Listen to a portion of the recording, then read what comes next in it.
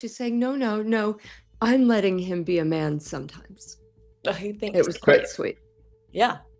can I just say, I thought that was so funny because it's like, oh right, you let him, the one thing you let him manage his relations with his own family. That's it's incredibly generous of you. Do you know what I mean? It's like, Yeah. but it's so interesting because it's like basically confirming everything that we've all been saying. The People magazine cover featuring Harry and Meghan was scheduled to drop on the third day of King Charles's United States state visit, and on the same day as the 15th wedding anniversary of Prince William and Princess Catherine, and the scheduling of these two coincidences was not accidental. The Royally Unfiltered broadcast, hosted by Kinsey Schofield this week, with Tom Sykes of the Royals Channel and Paula Froelich of Paula Froelich Uncensored, has now placed the structural meaning of this timing on the public record. People magazine covers are not random publications. They are planned weeks in advance. The Sussex Public Relations team had visibility on the publication date. The team had visibility on the parallel events that would occur the same day. The decision was made to allow the cover to drop, with the King delivering his keynote diplomatic engagements and with the Cambridge family marking the anniversary that the British public emotionally connects to.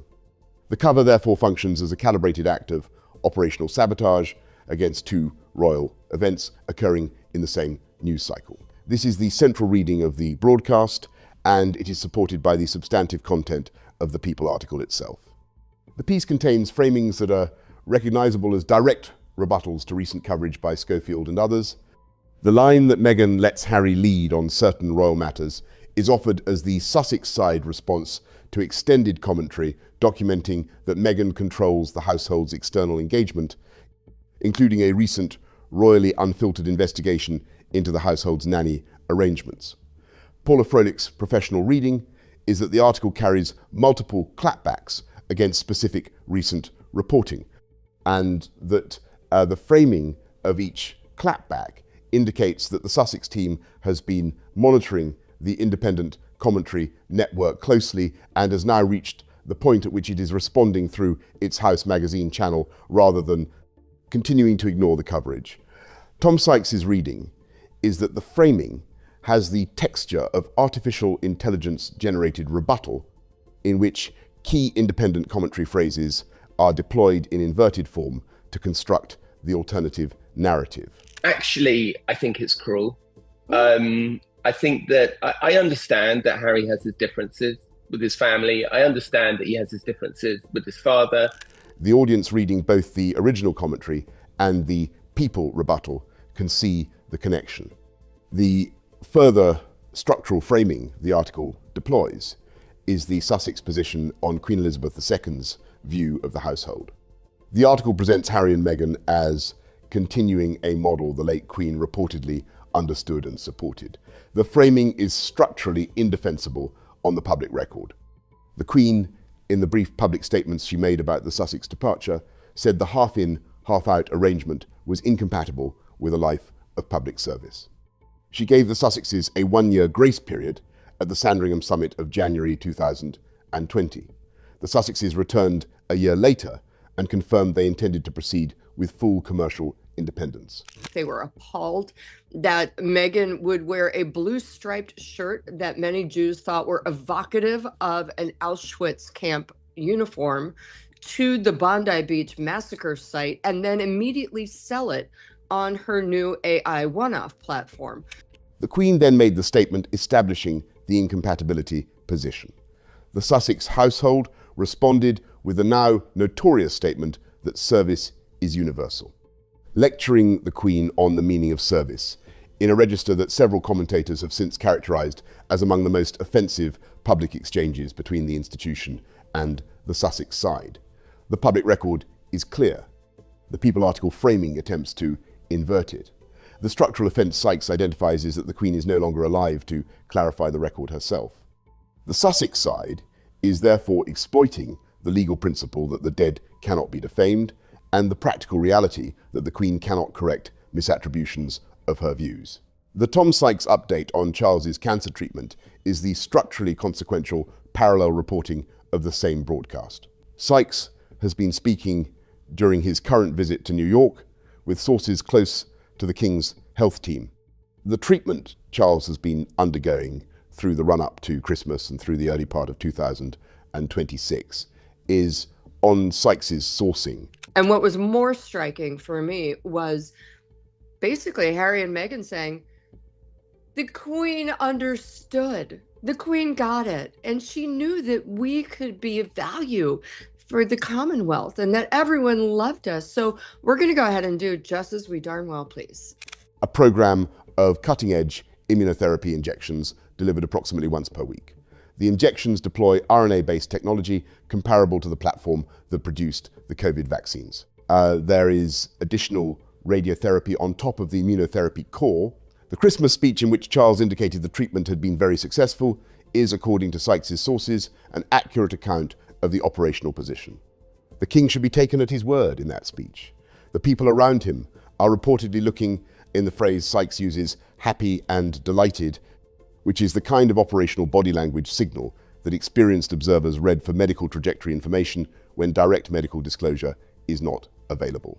The standard caveat applies that cancer trajectories can change quickly in either direction. The structural picture as it stands, however, is that Charles is responding well to a highly innovative treatment program and that the institutional preparation for the reign has the operational time it requires. One of the things she said was recollections may vary in that very brief speech, but another thing that she said in February 2021, 1 year after the Sandringham Summit, she said to them at Sandringham Summit, she said, go off, do your thing for a year, come back in a year, and let's see, be really sure that you want to do it, which is incredibly wise and gentle and kind of her. The medical update reframes the broader institutional analysis in important ways. Charles, by undertaking the May state visit to Washington while continuing to receive treatment, demonstrated that the treatment is not operationally incapacitating. The visit included 5 days of high-intensity engagement, with the King continuing solo to Bermuda after Camilla returned to the United Kingdom. The energy expenditure required for the visit was substantial. The fact that Charles could deliver the visit at the operational level he did while continuing through a treatment protocol is the medical signal layered behind the diplomatic content. The institutional implication is that Charles is positioning his reign as a continuing operational concern rather than as a stopgap before William's accession. And the timeline available for that reign is now structurally extended. The structural meaning of this medical update for the broader Sussex situation is consequential. This incredibly pompous statement saying, well, service is universal. I mean, as if the Queen was suggesting that you couldn't lead a useful and valuable life. I mean, it was just absolutely, it was so offensive. And I remember at the time thinking, how dare these people lecture the Queen on the meaning of service and the nature of service. The Sussex commercial pipeline has been operating on Paula Frolicks's analytical framing on the assumption that Charles will continue to be alive longer than initial post-diagnosis estimates suggested, and that the Sussex household therefore has time to entrench positions that William will find difficult to correct when he eventually inherits the throne. The medical reality, as Sykes' sourcing describes it, is favourable to that timing assumption. Charles is likely to reign for an extended period during which the Sussex household will continue to attempt to extract commercial value from the institutional connection. The structural risk to the institution is that the longer this period continues, the more entrenched the Sussex positions become and the more material the autobiography pipeline and the parallel commercial structures will accumulate. The institutional response in the Let Them doctrine, Wotton and Shooter, have separately documented is to allow the entrenchment to occur on the basis that the audience will increasingly recognize the contrast between authentic royal duty and its commercial imitation. The two strategic logics, the institutional patience and the Sussex entrenchment, are now competing across the extended timeline Charles's improving prognosis appears to provide. The Bondi Beach outfit detail Frolick raises is the operational instance that captured public attention this week. Meghan wore a blue striped shirt to the memorial site for the 2024 mass attack victims at Bondi Beach. The shirt was placed on the one-off platform for sale on the same day. The structural problem identified by viewers, including Jewish viewers' frolic references, is that the blue-striped pattern of the shirt was visually evocative of Auschwitz concentration camp uniforms. The combination of a memorial visit to a massacre site, an outfit visually reminiscent of Holocaust-era uniforms, and the immediate commercialization of the outfit through a fashion marketplace platform is the kind of multi-layered tone failure that no normal corporate communications team would allow to leave the building. At the summit, Meghan has always complained that she was not allowed, and in fact has given quotes, I believe it was to Oprah or some such, saying, they wouldn't even let me go in, and it was figuring out my life for me. Well, she's getting her own now because she's basically saying, well, I never agreed to it. Froelic's reading is that the Sussex household either did not run the outfit selection through any kind of cultural review process, or did and overrode the resulting concerns. Either reading is operationally damaging. The Australian tour overall, on Froelic's read, did not produce the operational outcomes the Sussex team has subsequently claimed. The Roy Morgan poll showed that 80% of Australians knew the household was there.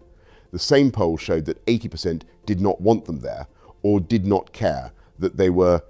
The reading is that visibility was achieved, but that the visibility produced negative rather than positive sentiment, an outcome the Sussex team did not anticipate or did not factor into its projections. The People article's framing that the tour was a great success and that everyone loved them is the public relations construction of an event that the audience and the polling have independently assessed as the operational failure it was.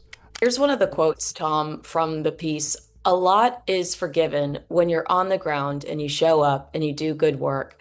That magic and allure of a royal doesn't necessarily come down to a title. Then why don't they give up their titles, Tom? If that's the truth, if that's really the case, I feel like I see them lean pretty heavily on those words. The Tom Sykes counterfactual thought experiment is the structural illustration of the cost of the Sussex strategic choices. Sykes invites the audience to consider where Harry and Meghan would now be if they had been patient at the Sandringham summit in January 2020. If they had accepted the Queen's framing that the half-in, half-out arrangement was not possible, if they had returned to working royal duty for an additional defined period and then negotiated a graceful departure on terms the institution could accept, the counterfactual outcome in Sykes's framing is that Harry and Meghan would now be living at Royal Lodge, the substantial Crown property recently vacated through changes in the Andrew situation. They would have a substantial retinue of household staff. Meghan would have access to a wardrobe of historic royal pieces. The household would have continued institutional support. The Sussex household would be the Sussex equivalent of the Earl and Countess of Wessex configuration, working part-time royals with substantial institutional positioning and a sustainable lifestyle. I would say surrender your titles tomorrow.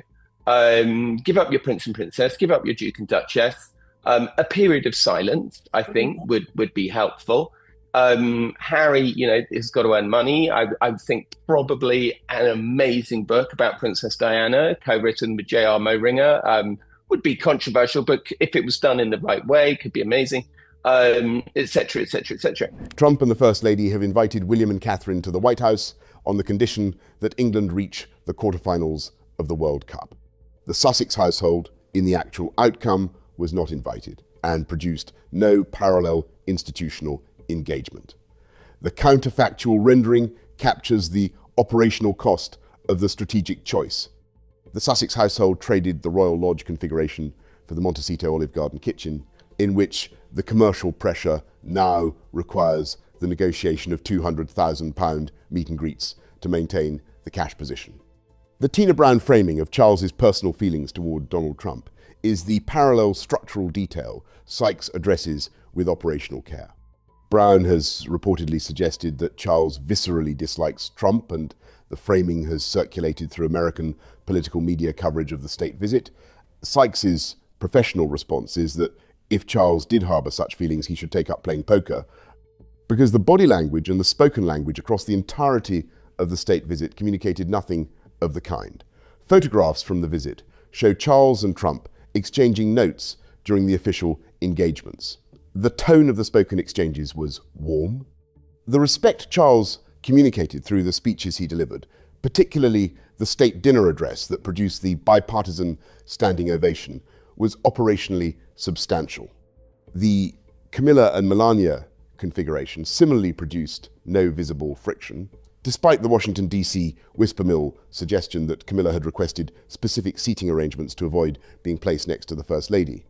Froehlich's professional response to that whisper is that Camilla is operationally too disciplined to allow such a request to surface, even if she preferred different seating. Her institutional career has required her to sit next to figures whose underlying values she does not share, and she has done so with composure across decades. The Camilla seating story is, in Froehlich's framing, a Washington, D.C. Viperous town invention without operational basis. But of course, with cancer, things can change very fast. And we all know people have had cancer, and we've all known things to change very fast, both for the good and the bad. The Joan Rivers framing Froehlich introduces is worth presenting because it captures the operational character of Charles and Camilla, as observed by a figure whose professional judgment of people Froehlich endorses. Joan Rivers was a close personal friend of Charles and Camilla for years before her death. Rivers was, in Froehlich's framing, never wrong about people. If Rivers did not like someone, there was a reason, and the broader social network learned to be cautious. If Rivers liked someone, her front door was always open. Rivers liked Charles and Camilla. Both passed the Rivers test, which was operationally rigorous. The structural meaning is that Charles and Camilla, even decades before the institutional positioning required them to be publicly diplomatic, were the kind of people that a sophisticated and unsentimental observer like Rivers chose to maintain a friendship with.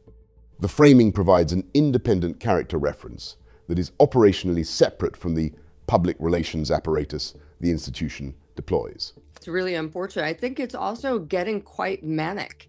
With the exception of the first 2 days of King Charles's tour here, they have been dropping bombs every day and doing something, hey, look at me, every day, as if attention is their new oxygen. The structural reason this configuration cannot be unwound is the one Sykes identifies through his conversation with the personal brand consultant he met in New York. The consultant, who Sykes characterizes with care as denying any working relationship with the Sussex household, but as living suspiciously close to it, asked Sykes for the advice Sykes would give the household. Sykes's advice was to surrender the titles immediately, to enter a period of silence, and to undertake one substantial creative project, possibly a book about Princess Diana, co-written with J.R.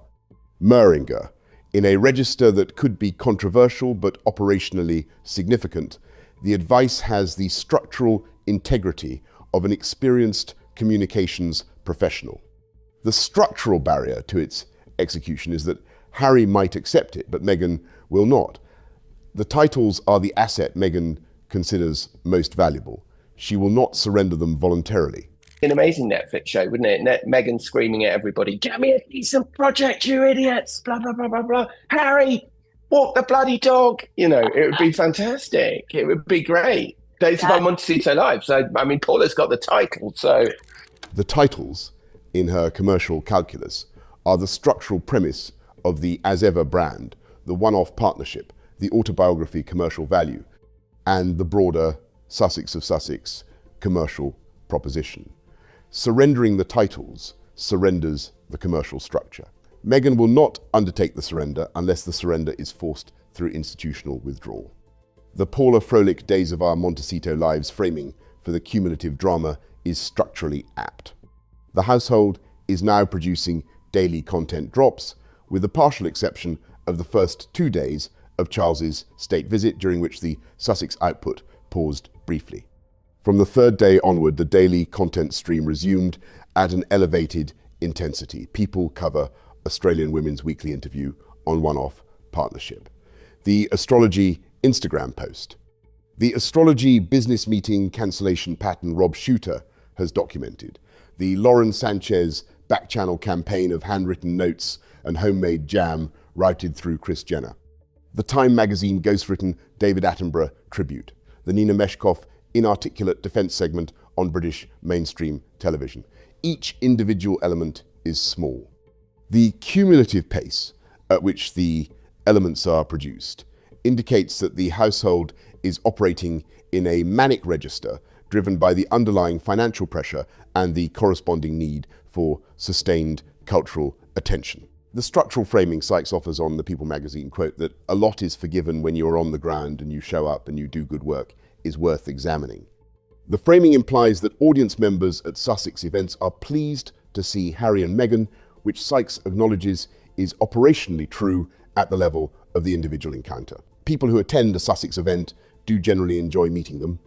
The structural problem with extending the framing into a broader proposition is that the gap between the small enthusiastic audience at any individual event and the much larger audience that observes the events through media is substantial. The polling reflects the larger audience's view, not the smaller event audience's view. YouGov places Harry at 30% favourability and Meghan at 20%. William sits at 76% and Catherine at 75%. The structural reading is that the small audience present at any Sussex event is not representative of the broader public that consumes coverage of the event, and that the broader public is reading the events through the lens of the cumulative Sussex behavioural record. The Sussex titles question Sykes raises ties to the royally unfiltered host's separate observation. If the magic and allure of a royal does not come down to a title, as the People article claims, then the obvious operational response is to surrender the titles. The household has not done so. The retention of the titles indicates that the household understands their commercial value, even as the public framing dismisses their significance. The structural contradiction between the framing and the operational behaviour is the kind of signal audiences read accurately. The People framing is therefore not internally consistent. This issue, and we've talked about it before, she thinks she's always right. And yes, of course, she's smart. However, the problem is she's not smart enough to know what she doesn't know, or to listen to people who know better and to learn from them. She says, well, I went to Northwestern, it's a good school, and so therefore I'm smart. Great. I went to Emory, it's a better college, but am I smarter than you? Probably not. However, I listen and I learn. It claims that titles do not matter while operating commercially on the basis that titles do matter. The audience reads both elements simultaneously and reaches the conclusion that the framing is the strategic posture rather than the substantive belief. The Suits viewer data structural detail Paula Froelich introduces is consequential for understanding the underlying premise of the Sussex commercial trajectory.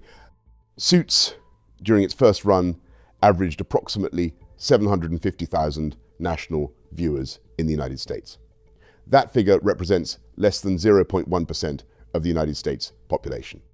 Meghan was, in audience terms, a D-list actor during the period at which she met Prince Harry. The Sussex household's commercial premise has been that Meghan brings substantive entertainment industry credentials to the partnership with Harry. The viewer data reality is that Meghan was operating at a level of cultural visibility substantially below the level the premise implied. The further structural detail is that Meghan understood the Commonwealth dimension of the opportunity. She positioned herself in Toronto society, recognizing that Suits filmed in Toronto and that Toronto society overlapped with the Commonwealth networks Harry was likely to encounter. The architecture of the social entry was, on Froelich's analytical framing, brilliantly executed. The structural problem is that Meghan's subsequent commercial decisions have not demonstrated the same level of execution. She is, in Froelich's framing, the parvenu who entered the structure brilliantly and has since failed to consolidate the position because she does not listen to advisors who know more than she does. The closing observation is that the People magazine cover, the one-off Australian Women's Weekly interview, the astrology business decision pattern, the Lauren Sanchez back channel campaign, the autobiography preparation program, the Bondi Beach Auschwitz uniform commercial misstep, and the manic daily content pace are not separate stories. He was speaking to somebody that had recently had a conversation with Trump, and they asked him about Prince Harry, and he said, "Can you take him back?" They are facets of the same household operating in an increasingly compressed financial and cultural window. Charles's improving medical position extends the timeline available for the entrenchment strategy to continue. The institutional let-them doctrine allows the entrenchment to proceed without active counter-engagement. The audience reads the cumulative output and reaches the verdict the institution has anticipated. The runway on the Wakeford analysis remains at approximately 5 years.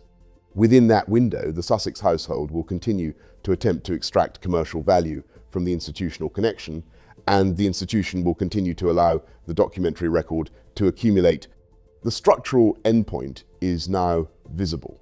The path between the current moment and the endpoint is the working through of the financial mathematics against the audience's accumulating verdict.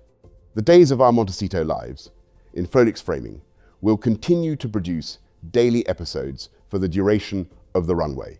The audience will continue to watch. The cultural permission threshold for direct criticism, having now been crossed by Saturday Night Live's terrorist framing and the broader American comedy ecosystem's hostility, will continue to widen. The verdict has been entered, and the operational consequences will continue to unfold at the pace the structural mathematics permits.